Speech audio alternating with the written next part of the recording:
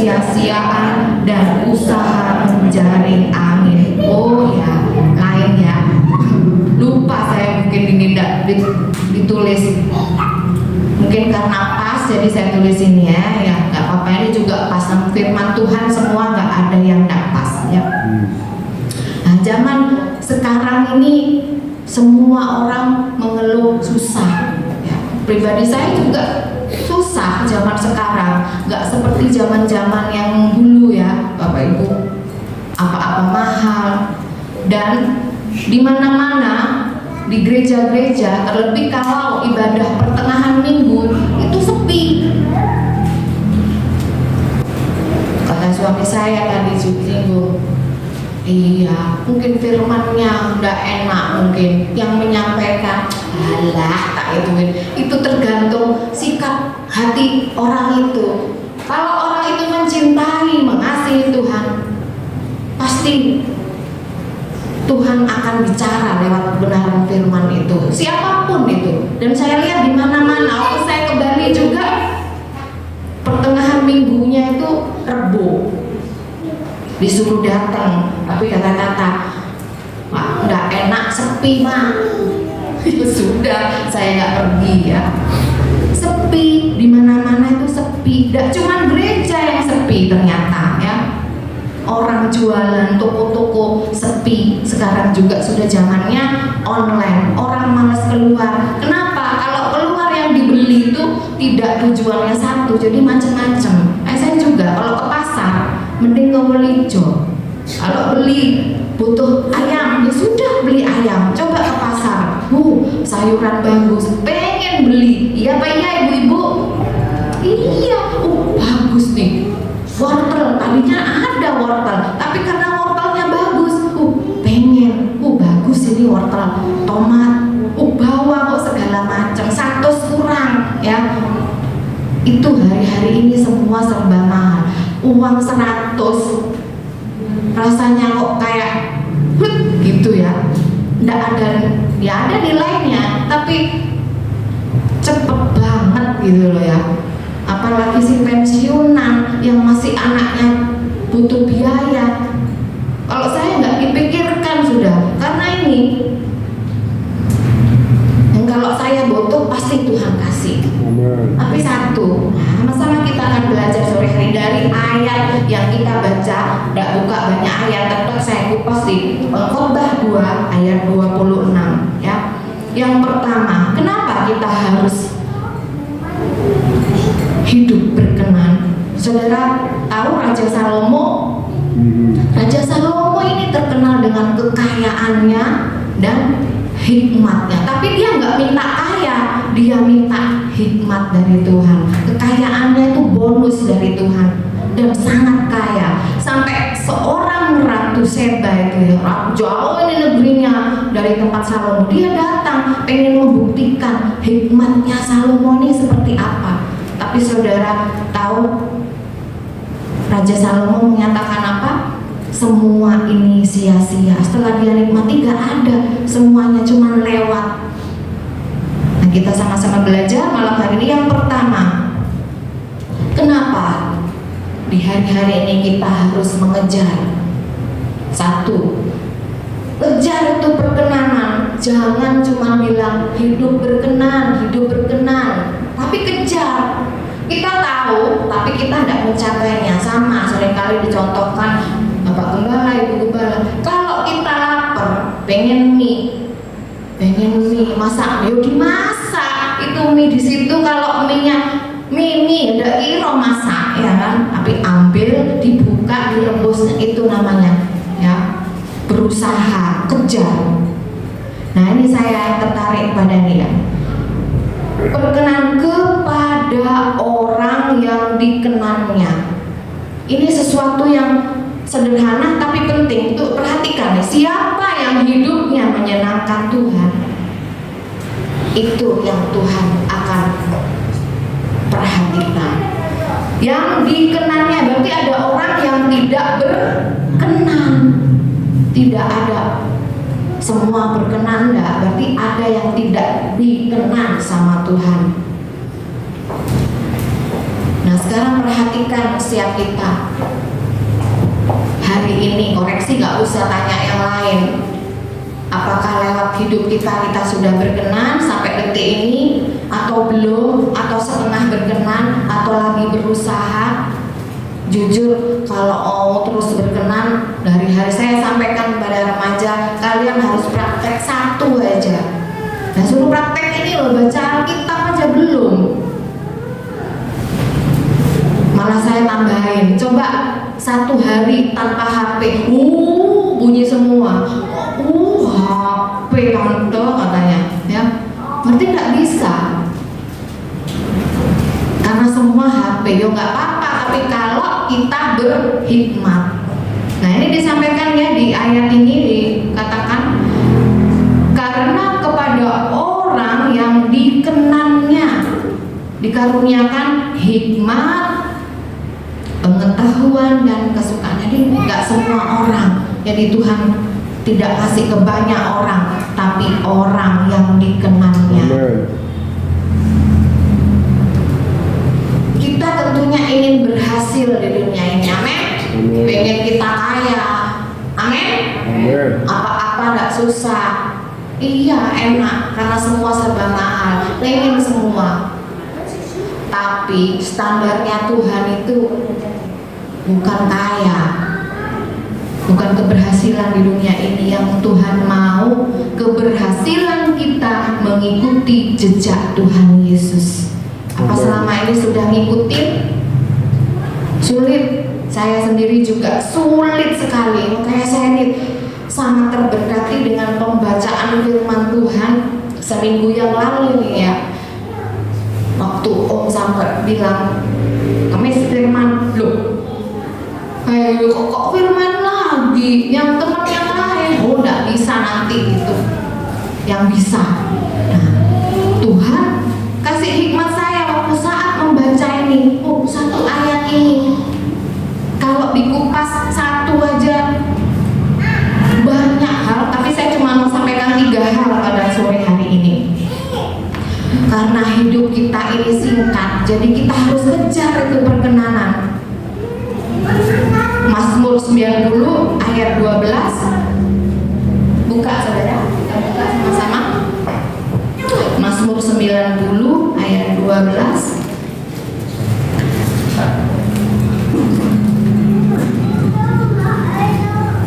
Mazmur 90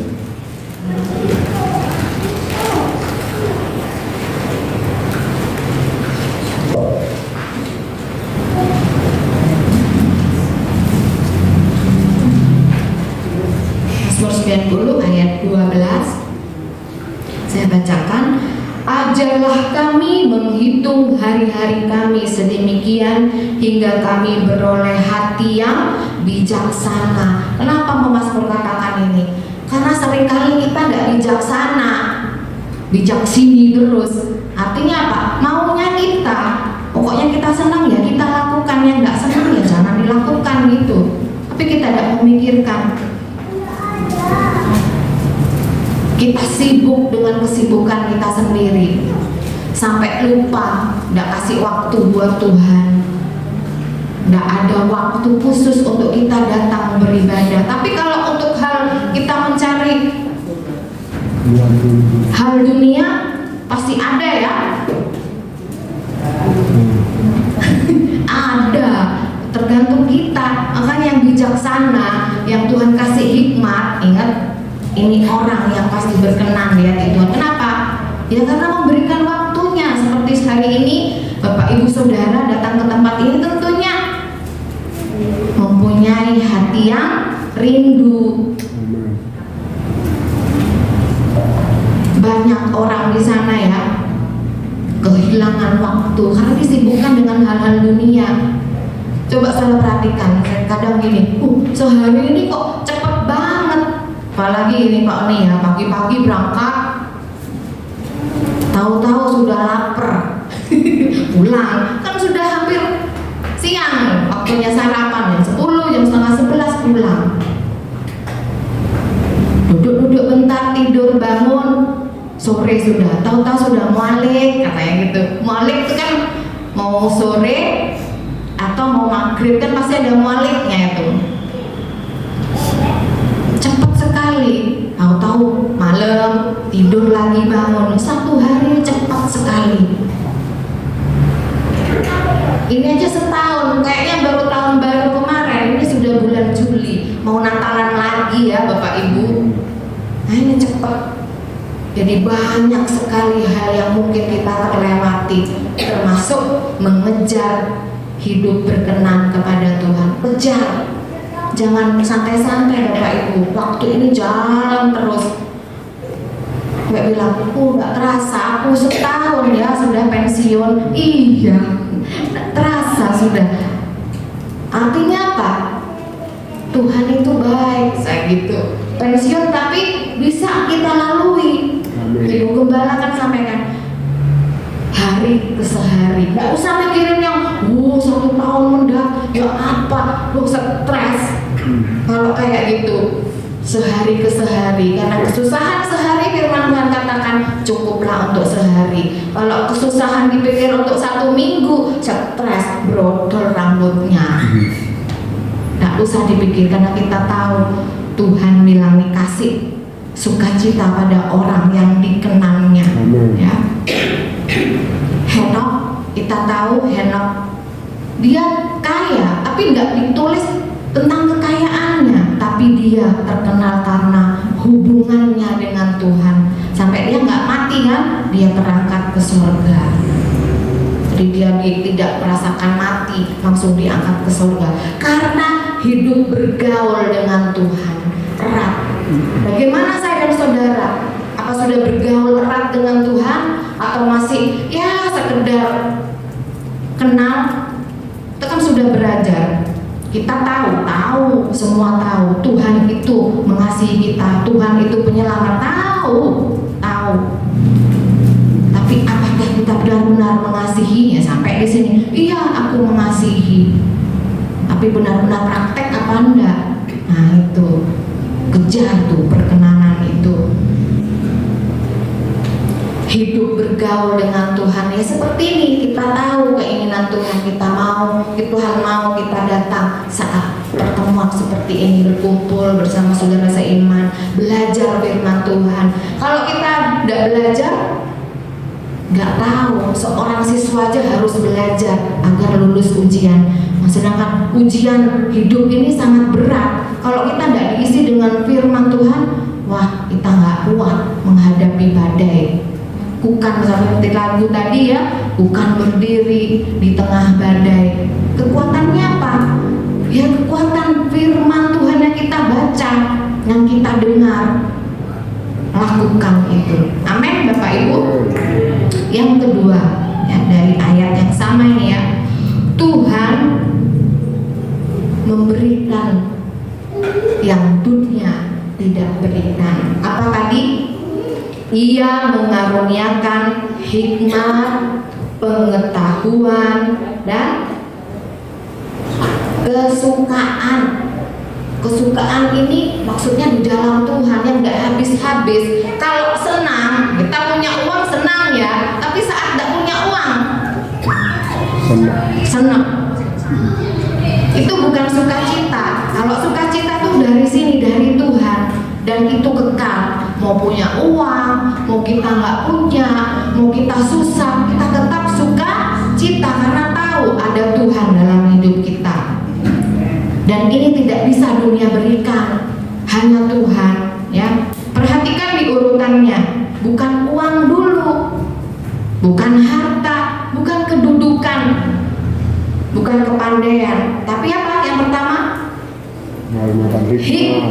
hikmat. Karena tanpa hikmat, uang bisa habis. Nah, Minggu sekarang pernah bersaksi itu. Untung Tuhan kasih hikmat, saya menabung. Nah, iya Gus, yang bersaksi, iya. Itu Tuhan berikan, tidak pada semua orang. Kalau orang yang tidak Tuhan kasih hikmat, saat punya uang, ayo jalan-jalan, makan-makan. Loh, ada itu orang yang model gitu.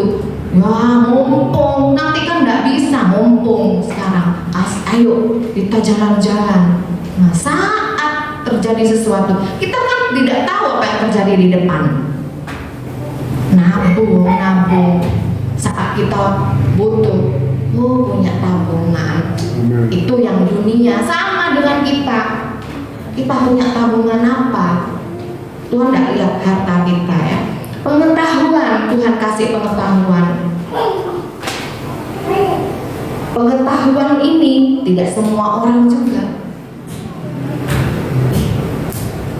Kalau kita tidak punya pengetahuan, kesempatannya akan hilang. Nah, seperti saat ini, pengetahuan apa? Tentang firman. Kalau kita nggak hadir, ada diulang Kamis depan atau Minggu depan, firman Tuhan ini bisa memang lihat di YouTube, tapi suasana hadiratnya nggak bisa diulang. Beda kan? Langsung datang sama mendengar di YouTube, beda. Rasanya tuh beda. Kenapa? Karena Tuhan hadir bersama kita. Amin. Lain Bapak Ibu ya. Kita menghargai, Tuhan pun juga akan menghargai. Jangan dibilang kita hadir di sini sia-sia, ngetek-ngetek waktu, ngetek-ngetek duit. Enggak. Tuhan akan mencatat setiap detik, setiap hal, setiap sekecil apapun yang kita lakukan untuk Tuhan. Mungkin kalau kita ya, orang yang berbuat baik, mungkin yang paling baik yang mungkin diingat. Tapi kalau hal biasa ya dianggapnya ya wes wajar, tidak akan dicatat. Tapi Tuhan tidak begitu. Hal sekecil apapun Tuhan tahu, Tuhan ingat. Kalau hari ini Bapak Ibu mungkin saya sudah melakukan ini, terutama pelayan-pelayan yang hadir saat ini kan banyak pelayannya. Aku sudah melayani dari sekian puluh tahun, mungkin yang sini paling senior Om Li. Dari saya masih kecil sekolah minggu goyang-goyang, masih begini aja Tuhan. Tidak usah khawatir, Tuhan mencatat. Tidak akan hilang bukunya. Tapi ingat, Tuhan juga akan mencatat hal yang tidak berkenan itu. Waktu bulan lalu saya sampaikan, setiap hari, setiap detik kita sedang menabur. Apa yang kita tabur? Hati-hati, nanti kita akan tuai. Kalau kita menabur hal yang begini, yakinlah kita akan menuai hal yang baik dan benar. Jadi jangan sia-siakan kesempatan pengetahuan tentang firman. Nah, sukacita, kekayaannya bisa dinikmati tapi tidak awet, tetapi kekayaan yang dari Tuhan tidak akan habis. Makanya seringkali Bapak Ibu Gembala sampaikan, carilah hal yang di atas. Maksudnya hal yang kekal. Nah, seperti saat ini kita hadir bersama-sama di tempat ini belajar firman, itu tujuannya untuk hidup kekal kita. Kita tidak lama, kan tadi Mas Nur katakan ya, hidup ini sangat singkat. Nggak tahu umur kita, apa yang terjadi di depan. Selagi ada kesempatan, ayo pergunakan. Sekarang mau sebesar apapun rumah orang itu, kalau meninggal dibawa enggak? Ya ditinggal. Rumahnya bersuci lebar, tinggalnya sendirian lagi. Enggak, katanya bersuci sama Tuhan Yesus. Ya, enggak dibawa nanti ya Uti, ditinggal. Tetapi herannya sudah tahu, tapi sekarang ini orang sibuk mengumpulkan apa? Rumah, mengumpulkan harta, cari duit sebanyak-banyaknya. Untuk apa? Ya untuk makan ya boleh, tapi jangan sampai melupakan waktu kita dengan Tuhan seperti saat ini. Tuhan tidak akan biarkan. Nah, ini kan Tuhan kasih hikmat, pengetahuan, sukacita. Nah, itu termasuk di dalamnya seperti Raja Salomo. Saya Tuhan minta hikmat saja. Nah, terus kekayaannya itu bonus. Gak usah khawatir ya. Harta bisa lenyap, semua yang kita simpan, tanah juga. Kalau kita pergi pulang, siapa yang nikmati? Ya keturunan. Kalau nggak punya keturunan, itu ada di Tapen saudara ya, yang dekat jembatan mau ke pom bensin, rumah yang jejer sama itu orangnya sudah tidak ada, sudah meninggal, punya anak satu tapi idiot. Nah, masa ngerti yang rebutan ya saudara-saudaranya katanya itu. Jadi sampai sekarang tuh sengketa dijual, mungkin orang pikir-pikir juga yang mau beli, lebar itu tanahnya itu, rumahnya juga yang model kuno. Nah, masuk dibawa, yang anak punya anak juga roto-roto idiot, ngiler-ngiler gitu ya, tidak tahu, jadi nggak dibawa. Artinya semua hal yang di dunia ini sia-sia, ya, seperti Raja Salomo bilang tadi ya. Kita harus mencontoh yang terkenal ya kita, Yusuf yang sering kali disampaikan. Minggu lalu juga disampaikan sama Ibu Gembala Yusuf, walaupun dia pertama tidak enak ya, udah dijual, difitnah, dipenjara, tapi dia tetap hidup benar, hidup berkenan sama Tuhan, tidak protes. Akhirnya apa? Tuhan kasih kedudukan. Begitu juga hidup kita, buktikan. Sekarang belum nih, belum ada, percaya sudah yakin ya, Tuhan tidak akan disetip. Oh, gak ngerti disetip, enggak, tetap Tuhan akan mengingat. Begitu juga kesalahan kita. Kalau kita nggak mau berubah, tetap ada. Oleh sebab itu, ayo kejar. Karena dunia tidak bisa memberikan apa yang Tuhan berikan ya. Yang ketiga, nah ini yang menarik Bapak Ibu. Yang ketiga, poin ketiga terdapat di sini nih ya, saya bacakan. Tetapi orang berdosa ya, ditugaskannya untuk menghimpun dan menimbun sesuatu yang kemudian harus diberikannya kepada orang yang dikenan Allah. Nah, orang berdosa apa kerjaannya? Ngumpulin harta. Jadi ingat, kalau kita suka nyimpen sampai lupa waktu bersekutu sama Tuhan, ini berarti kita sudah berdosa ya. Sibuk karena PDW, gak mau berhasil, ndak ada ini.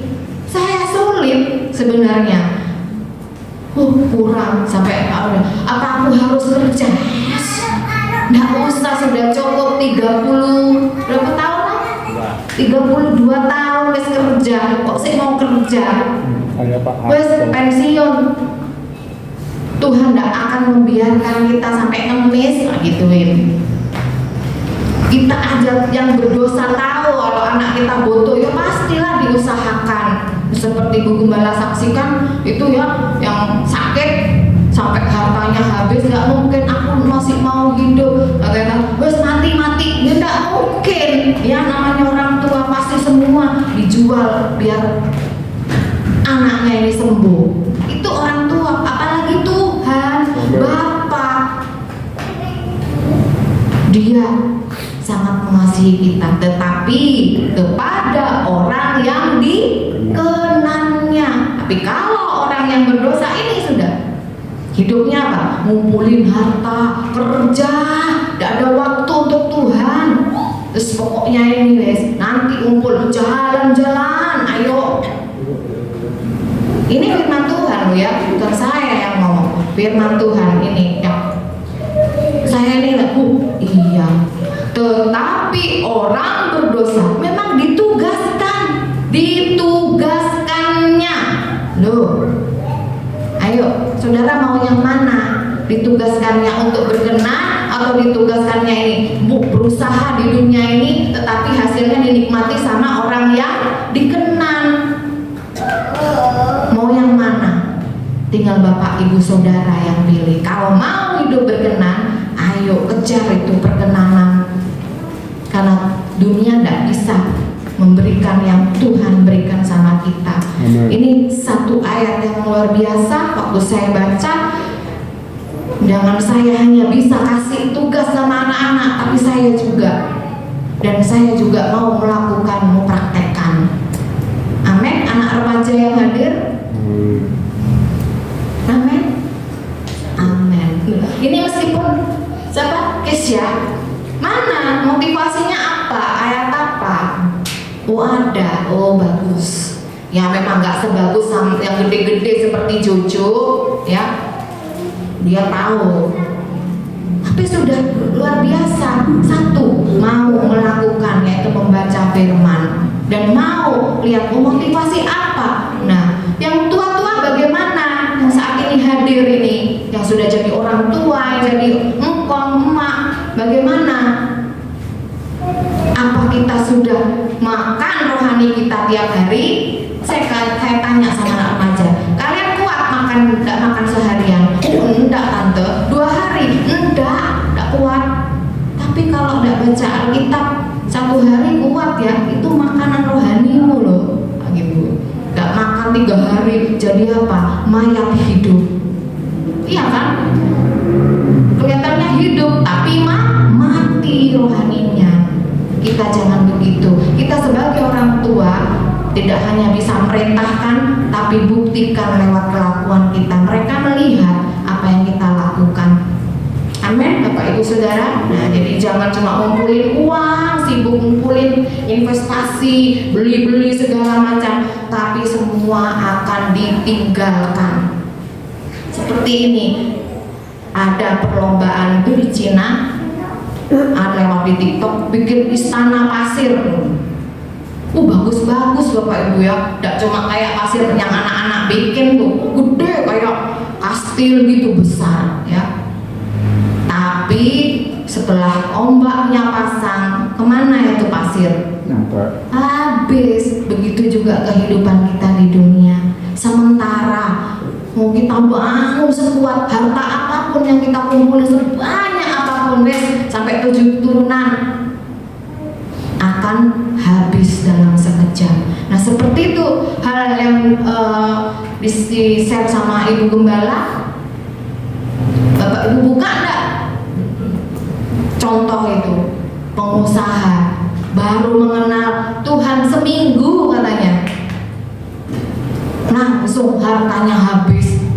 Baru kenal seminggu, Bapak Ibu sudah kenal Tuhan berapa lama? Ikut Tuhan berapa lama?